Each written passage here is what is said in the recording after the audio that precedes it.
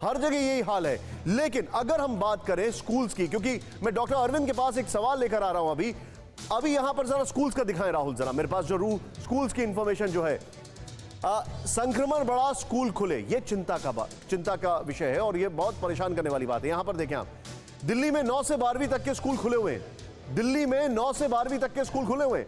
हरियाणा में 1 से 8वीं तक के स्कूल खुले हुए हैं। Beautiful graphics. Next, Madhya Pradesh में 9वीं से 12वीं तक के लिए स्कूल खुले हुए हैं। उत्तर प्रदेश से 6ठी से 12वीं तक के स्कूल खुले हुए हैं। उत्तराखंड में 6ठी से 11वीं तक के स्कूल खुले हुए हैं। बिहार में 6ठी से 8वीं तक के स्कूल खुले हुए हैं। गुजरात में 9वीं से 12वीं तक के स्कूल खुले हुए हैं। राजस्थान में 6ठी से 8वीं तक के स्कूल खुले हुए हैं। पंजाब में प्री प्राइमरी से लेकर 12वीं तक के स्कूल खुले हुए हैं। और होल्ड, पंजाब में CFR यानी केस फैटेलिटी रेट सबसे ज्यादा है, मौत का आंकड़ा जो होता है पर केसेस के हिसाब से। जम्मू कश्मीर में 10 से 12वीं के लिए स्कूल खुले हुए हैं। आंध्र प्रदेश में 1 से 12वीं तक के स्कूल खुले हुए हैं। मिजोरम में 10वीं से 12वीं तक के स्कूल खुले हुए हैं। मेघालय में स्कूलों में पढ़ाई शुरू हो चुकी है। तेलंगाना में 6ठी से 12वीं तक के स्कूल खुले हुए हैं। कर्नाटक में 9वीं से 12वीं तक के स्कूल खुल गए हैं।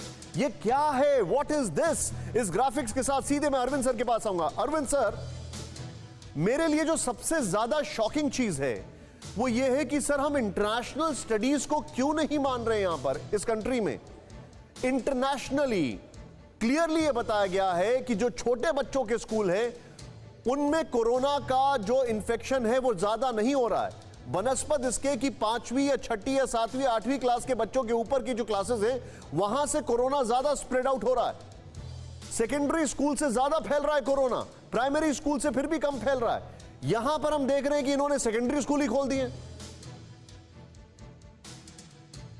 निशांत जी, एक बहुत अच्छी कहावत है कि जो दूसरों की गलतियों से नहीं सीखते हैं वो खुद भी वही गलती करने को मजबूर हो जाते हैं।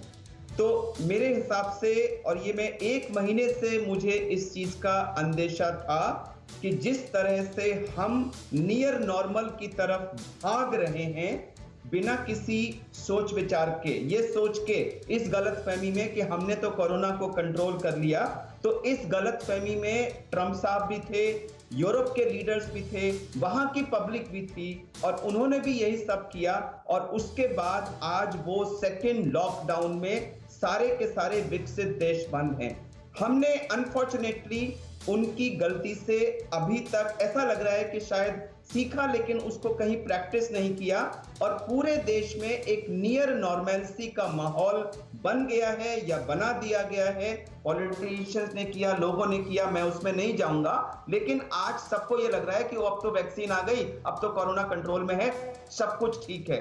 लेकिन मैं बार बार इस बात को कह रहा हूं कि यह बहुत भयानक वायरस है, ये छुपा हुआ बैठा है, ये रूप बदल रहा है और ये मौके की तलाश में है। एक शातिर दुश्मन की तरह मौका देखते ही ये अटैक करेगा और इसका सेकंड अटैक हो सकता है पहले अटैक से भी ज्यादा। डॉक्टर साहब, मैं आपसे एक सवाल आपसे पूछूंगा। आपने जो बताया है, मैं चाहता था कि कोई इतने ही स्ट्रॉन्ग वर्ड्स में डॉक्टर साहब लोगों को बताए, क्योंकि जब समझने की क्षमता कम हो जाती है तो सीधे सीधे बैंग ऑन बताना जरूरी हो जाता है।